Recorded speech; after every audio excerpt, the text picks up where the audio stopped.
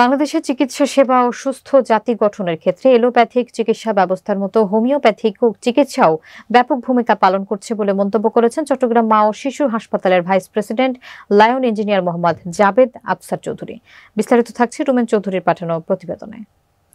শুক্রবার বিকেলে চট্টগ্রাম নগরীর অলঙ্কার শপিং মলে বিশিষ্ট হোমিও গবেষক ও চিকিৎসক ডাক্তার মাহতাব হোসাইন মাজেদ পরিচালিত হোমিও চিকিৎসা সেবা কেন্দ্র national homeo research centre Chittagong শাখার উদ্বোধনী অনুষ্ঠান এবং মাদ্রাসা শিক্ষার্থীদের মাঝে শীত বস্ত্র ও শিক্ষা উপকরণ বিতরণ অনুষ্ঠানে প্রধান অতিথির বক্তব্যে ইঞ্জিনিয়ার জাবেদ আফসার চৌধুরী একথা বলেন। তিনি বলেন, এলোপ্যাথিক চিকিৎসা সেবা একটি ব্যয়বহুল হলেও ন্যূনতম চিকিৎসা সেবা এবং দরিদ্র মানুষের নাগালের মধ্যে চিকিৎসা সেবা হিসেবে হোমিও চিকিৎসা জনপ্রিয়। প্রতিষ্ঠানের কর্ণধার ডাক্তার মাহতাব হোসাইন মাজেদের সভাপতিত্বে সাংবাদিক